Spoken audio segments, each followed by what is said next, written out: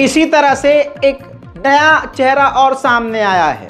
BJP के लोग और बीजेपी से जुड़े हुए लोग कितने घिनौने साबित हो रहे हैं, ये आपके सामने की बात है। अगर इसके बाद भी आप ना समझे तो फिर आपकी समझ पर ही मुझे अफसोस है।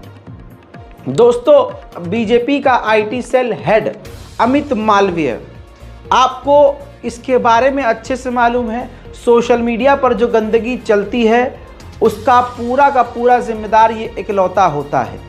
इसकी खुद की पर्सनल मीटिंग अमित शाह और मोदी जी से होती है और फिर ये गंदगी चलाता है। पूरी दुनिया में बीजेपी आईटी सेल बदनाम है और आईटी सेल का काम करने का तरीका कितना घिनौना है दुनिया के सामने है। लेकिन बीजेपी आईटी सेल का जो हेड अमित मालवीय है, उसके बारे में आरएसएस और हिंदुत्व संगठन, हिंदूवादी संगठन, हिंदू नेता के सीनियर लीडर जो बंगाल के हैं, नाम है शांतनु सिन्हा, उन्होंने पूरा लिखित में एक्सपोज किया है अमित मालवीय को। कहा है कि अमित मालवीय जो है वो बंगाल में महिलाओं के साथ 5 स्टार होटल में आपत्तिजनक हरकत करता है, उनका शोषण करता है। मुझे खुलकर बोलने की ज़रूरत नहीं है कि लड़कियों के साथ वो कैरम बोर्ड तो खेलता नहीं होगा होटलों में, साथ ही बीजेपी के दफ्तर में भी ये लड़कियों के साथ शोषण करता है। हाँ, तो आपकी स्क्रीन पर देखिए, शांतनु सिन्हा ने जो फेसबुक पर और सोशल मीडिया पर लिखा है, बंगाली लैंग्वेज में लिखा है, लेकिन हम आसान आपको करके बता रहे हैं। इन्होंने पूरा ज़बरदस्त तरीके से आरोप लगाया है। ये आप देखिए, सोशल मीडिया पर शांतनु सिन्हा ने लिखा है कि महिलाओं का ये जो अमित मालवीय है बीजेपी आईटी सेल का, ये शोषण करता है। और बीजेपी पर कई सवाल इन्होंने धर दिए कि क्या ये बीजेपी होने दे रही है। मेरे दोस्तों, ये खबर आग की तरह फैली और अमित मालवीय ने अपनी सोशल मीडिया पावर का इस्तेमाल किया। भाई सोच के देखिए, बीजेपी आईटी सेल जो पिछले 10-15 सालों में जहर की तरह फैली है और लोगों को अंधभक्त बनाने की ये मशीन है, उसकी पावर कितनी होगी ना अच्छी खासी पावर, ऑब्वियसली, क्योंकि सत्ताधारी पार्टी का ये बैसाखी है, उसकी आवाज़ है। ऐसे कैसे हार मान लेगा।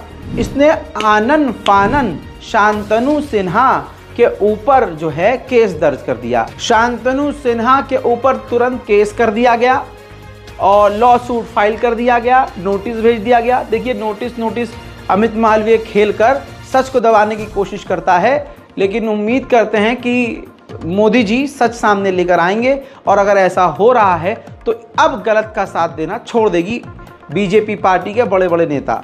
दोस्तों, ये नोटिस भेजा गया और इसके बाद शांतनु सिन्हा को कोर्ट के अंदर घसीटने की तैयारी की जा रही है। और आप जानते हैं, जो सच बोल देता है उसके साथ बीजेपी क्या करती है। बाकी आरएसएस और बीजेपी के बीच का ये टकराव का एक बड़ा चेहरा सामने आ रहा है। हजरात मोहतरम, इसी मुद्दे पर कांग्रेस की महिला प्रवक्ता, सीनियर प्रवक्ता को भी सुन लीजिए। संघ परिवार के नेता हैं शांतनु सिन्हा, वो बीजेपी के बंगाल के पदाधिकारी राहुल सिन्हा के भाई हैं, एबीवीपी के सदस्य रह चुके हैं, हिंदू संघ के प्रमुख हैं।